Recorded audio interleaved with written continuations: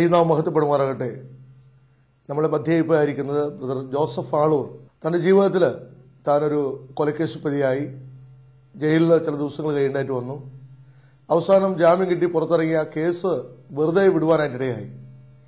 വെറുതെ വിട്ടു കഴിഞ്ഞപ്പോൾ തൻ്റെ ജീവിതത്തിൽ വലിയ ചലനമുണ്ടാക്കിയ സംഭവം എന്ന് പറഞ്ഞു കഴിഞ്ഞാൽ, ഒരു പോലീസ് ഓഫീസർ എൻ്റെ മുഖത്ത് നോക്കി ഇങ്ങനെ പറഞ്ഞിടയായി, ജോസഫേ, ജയിലിലെ കോടതിനെ വെറുതെ വിട്ടു, പക്ഷെ സ്വർഗത്തിലെ കോടതിനെ വെറുതെ വിടത്തില്ല എന്നുള്ള ആ ഒരു വാക്ക് തൻ്റെ ജീവിതത്തെ വളരെ കുത്തി നോക്കാനിടയായി.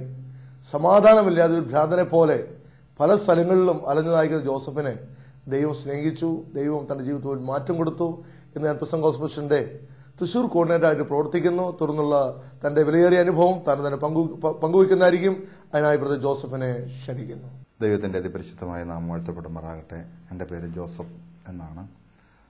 തൃശ്ശൂർ ജില്ലയിൽ തൃശ്ശൂർ ശക്തൻ തമ്പുരാൻ മാർക്കറ്റിന്റെ കിഴക്കുവശത്താണ് എൻ്റെ ഭവനമായിരുന്നത്. അവിടെ ഒരു റോമൻ കത്തോലിക്ക കുടുംബത്തിലാണ് ഞാൻ ജനിച്ചു വളർത്തപ്പെട്ടത്. ചെറുപ്പത്തിൽ എൻ്റെ ഹൈസ്കൂൾ വിദ്യാഭ്യാസം പൂർത്തിയാക്കാൻ എനിക്ക് കഴിഞ്ഞില്ല. എൻ്റെ വീട്ടിലെ ബുദ്ധിമുട്ടുള്ള സാഹചര്യം മൂലം തൃശ്ശൂർ ജയഹിന്ദ് മാർക്കറ്റിൽ ഞാനൊരു ജോലിക്കായി കടന്നുപോവുകയും അവിടെ സാമാന്യം ഭേദപ്പെട്ടൊരു നല്ലൊരു കടയിൽ, ഒരു 3 പീടികളുടെ കടയിൽ എനിക്ക് ജോലി ലഭിക്കുകയും ആ ചെറുപ്പത്തിൽ തന്നെ കൊച്ചുനാളിൽ തന്നെ എൻ്റെ ജീവിതത്തിലെ സന്മാർഗികമായ പല ചിന്തകൾ കടന്നു വരികയും ആ മാർക്കറ്റിൻ്റെ സ്വഭാവങ്ങൾ എൻ്റെ ജീവിതത്തിലേക്ക് ഞാൻ പകർത്തുകയും ഒരു രസത്തിന് തുടങ്ങിയ ബീഡി, സിഗരറ്റ് വലി, അതുപോലെ ഒരു ക്രിസ്മസ് രാത്രിയിൽ എൻ്റെ കടയുടെ ഉടമസ്ഥൻ എനിക്ക് ഒഴിച്ചു തന്ന അല്പം മദ്യം, ഇതെല്ലാം എന്നെ ഒരു വലിയ മദ്യപാനിയും വലിയ പുകവലിക്കാരനും ഒക്കെ ആക്കി എന്നെ തീർത്തു. അങ്ങനെ ചെറുപ്പത്തിൽ തന്നെ വളരെ ബാല്യത്തിൽ തന്നെ എല്ലാവിധ മ്ലേച്ഛതകൾക്കും ഞാൻ അടിമപ്പെട്ട്, ബൈബിൾ ഭാഷയിൽ പറയുകയാണെങ്കിൽ ഗലാത്യ ലേഖനം 5-ാം 19-21 വരെ പറയുന്ന ഭാഗങ്ങളിലുള്ള 15 കൂട്ടം പാപ സ്വഭാവങ്ങൾക്ക് ഞാൻ അടിമയായി തീർന്നു. എൻ്റെ വളരെ ഹോബി സിനിമ അല്ലെങ്കിൽ ചീട്ടുകളി അങ്ങനെയുള്ള കാര്യങ്ങൾ ചെറുപ്പത്തിൽ തന്നെ എന്നെ അഡിക്റ്റ് ആയിരുന്നു. ഒരു സിനിമ തന്നെ പല ദിവസങ്ങളോളം, ഒരാഴ്ചകളോളം സെക്കൻഡ് ഷോയ്ക്ക് തന്നെ അടുപ്പിച്ച് പോയി ഒരു സിനിമ തന്നെ കണ്ട് വളരെ അങ്ങനെ രീതിയിൽ പോയിക്കൊണ്ടിരിക്കുന്ന ജീവിതമായിരുന്നു. 1984 ഞാനൊരു കൊലക്കേസിനുള്ള ബന്ധത്തിൽ ഞാൻ പിടിക്കപ്പെടുവാനും ഏതാനും ചില ദിവസങ്ങൾ ഞാൻ ജയിലിൽ തൃശ്ശൂർ വിയ്യൂർ സബ് ജയിലിൽ ഞാൻ കിടക്കുവാൻ ഇടവന്നു. എന്നെ സ്നേഹിച്ചവരും എന്നെ കൊണ്ട് എൻ്റെ പ്രിയപ്പെട്ടവരൊക്കെ എന്നെ വിട്ടകന്നു മാറി. അങ്ങനെ നിരാശനായി ജയിലിൽ ചില ദിവസങ്ങൾ കഴിയുകയും അതിനുശേഷം ജാമ്യത്തിനായി അപേക്ഷിച്ച് ജാമ്യം ലഭിച്ച് പുറത്തിറങ്ങി എൻ്റെ നാട്ടിൽ എനിക്ക് നിൽക്കുവാൻ പറ്റാത്ത സാഹചര്യത്തിൽ, പ്രത്യേകിച്ച് എനിക്ക് കോടതി ജാമ്യം അനുവദിച്ചപ്പോൾ തൃശ്ശൂർ ടൗൺ ഈസ്റ്റിന്റെ തരത്തിൽ കടന്നു വരാൻ പാടില്ല എന്ന് പറഞ്ഞ് എനിക്കൊരു വിലക്ക് കൽപ്പിച്ചതിനാൽ എൻ്റെ ആ ദേശം വിട്ട് ഞാൻ എൻ്റെ അമ്മയുടെ ദേശന്മാർക്ക് ആളൂർ എന്ന സ്ഥലത്ത്, ഇരിഞ്ഞാലക്കുടി കിടത്തം ആളൂർ എന്ന സ്ഥലത്ത് ഞാൻ കടന്നു താമസിപ്പാൻ ഇടവന്നു. ആ ദേശം എന്നെ ഉൾക്കൊണ്ടില്ല. ആ ദേശത്ത് ഞാൻ കടന്നു വരുമ്പോൾ അതിനു മുമ്പ് പല അവധികളിലും ഒക്കെ ഞാൻ എൻ്റെ അമ്മയുടെ നാട്ടിൽ വരുന്നതുകൊണ്ട് ആ നാട്ടിലുള്ള പ്രിയപ്പെട്ടവർക്ക് പലർക്കും എന്നെ അറിയാമായിരുന്നു. ഞാൻ അവിടെ ബസ് ഇറങ്ങിയ സമയത്ത് തന്നെ എന്നെ ഒത്തിരി പേര് കളിയാക്കാനും അവഹേളിക്കാനും കരഞ്ഞ മുഖവുമായി ഞാൻ താമസിക്കുന്ന ലക്ഷം വീട് കോളനിയിലാണ് താമസിക്കാൻ പോയത്. അങ്ങോട്ട് കടന്നുപോയി ഏകദേശം 22ഓളം വീടുകളുള്ള ആ ലക്ഷം വീട് കോളനിയിലുള്ള പല പേരും എന്നോട് പറഞ്ഞു ഇവനോട് താമസിപ്പിക്കാൻ പറ്റില്ല, ഇവനോട് താമസിപ്പിച്ചു കഴിഞ്ഞാൽ ഞങ്ങളുടെ കുഞ്ഞുങ്ങൾ നാശാകുമെന്ന് പറഞ്ഞ് ആ 21 വീട്ടുകാരും എന്നെ ഉപേക്ഷിച്ചുവെങ്കിലും ഞാൻ താമസിക്കുന്ന ഭവനത്തിൽ എൻ്റെ അമ്മയുടെ ഭവനമായിരുന്നതിനാൽ ആ ഭവനത്തിൽ അന്ന് രാത്രി താമസിക്കുവാൻ ഇടവന്നു. അന്ന് രാത്രി ഞാൻ ആയിരുന്ന സമയത്ത് പെട്ടെന്ന് ഏകദേശം 7 മണിയോളം സമയത്ത് എനിക്ക് ഒത്തിരി ശത്രുക്കളുള്ളത് കൊണ്ട് പെട്ടെന്ന് കറണ്ട് പോയപ്പോൾ ഞാൻ ഭയന്ന് നിലവിളിച്ചു. അങ്ങനെ ഭയന്ന് നിലവിളിച്ച സമയത്ത് എൻ്റെ അമ്മയുടെ സഹോദരി എന്നെ വന്ന് ആശ്വസിപ്പിച്ചുകൊണ്ട് ഒരു സത്യവേദ പുസ്തകം എന്നുള്ള ബൈബിൾ, എൻ്റെ ജീവിതത്തിൽ ഞാൻ ആദ്യമായിട്ടാണ് അങ്ങനെ ബൈബിൾ കാണുന്ന മുമ്പ് ചെറുപ്പത്തിൽ ബൈബിൾ കണ്ടിട്ടുണ്ടെങ്കിലും അതിനകത്ത് എന്താണ് എഴുതിയിട്ടുള്ളതെന്ന് എനിക്കറിയാൻ പാടില്ലായിരുന്നു.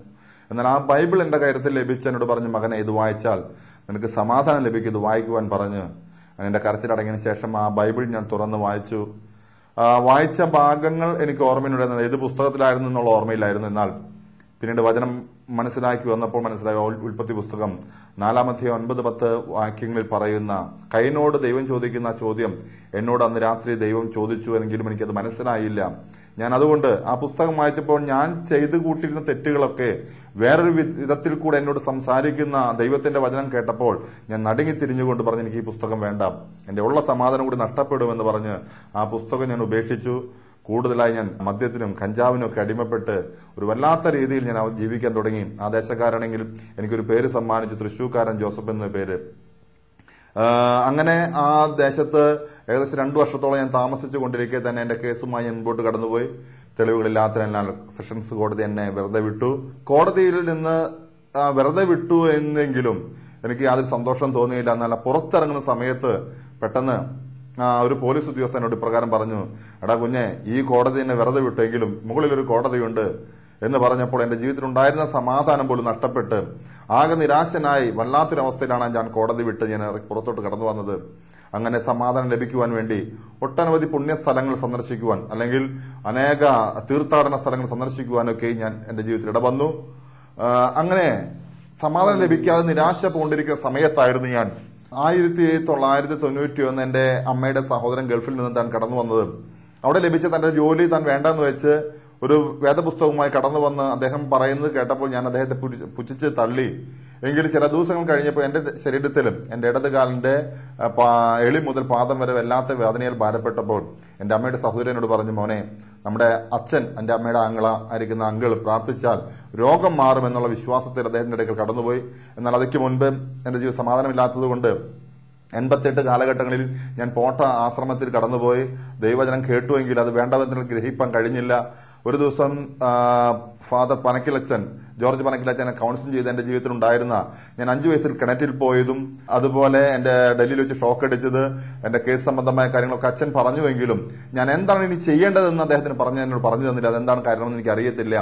അങ്ങനെ വീണ്ടും ഞാൻ മദ്യത്തിന് മയക്കുമരുന്ന് അടിമപ്പെട്ട് പോയിരിക്കുന്ന സാഹചര്യത്തിലായിരുന്നു. ഈ വേദനയാൽ ഭാരപ്പെട്ട് എന്റെ അമ്മയുടെ സഹോദരന്റെ ഇടയ്ക്ക് ഞാൻ പ്രാർത്ഥിക്കുവാനായി കടന്നുപോയി. അദ്ദേഹം പ്രാർത്ഥിക്കുന്നതിന് മുമ്പ് എന്നോട് പറഞ്ഞു, മോനെ, നീ പ്രാർത്ഥിച്ചാൽ നിന്റെ പ്രാർത്ഥന ദൈവം കേൾക്കും. പക്ഷേ നിന്റെ പ്രാർത്ഥനയ്ക്ക് ദൈവം കേൾക്കണമെങ്കിൽ അതിന് പ്രത്യേക കാര്യമുണ്ട്, അത് ചെയ്യണം. നിനക്ക് നിന്റെ ജീവിതം സമാധാനം വേണമെങ്കിൽ, സന്തോഷം വേണമെങ്കിൽ ദൈവത്തിന്റെ വചനമാകുന്ന ബൈബിൾ വായിച്ചാൽ മതി എന്ന് പറഞ്ഞു കേട്ടപ്പോൾ എനിക്ക് ആവശ്യമായിരിക്കുന്ന സമാധാനം, ഈ ലോകത്തിന് തരാൻ കഴിയാത്ത മദ്യത്തിനോ കഞ്ചാവിനോ ചീട്ടുകളിക്കോ മറ്റോ ദുർപ്രവർത്തികൾക്കോ തരാൻ കഴിയാത്ത സമാധാനം എനിക്ക് വേണമെന്നുള്ള ആഗ്രഹത്തിൽ ഞാൻ തിരിച്ചെന്റെ ഭവനത്തിലേക്ക് പോകുമ്പോൾ എന്റെ സൈക്കിളിൽ ഇരുന്നു കൊണ്ട് ഞാൻ പ്രാർത്ഥിച്ചു. എന്റെ കുടുംബജീവിതം തകർന്നതായിരുന്നു.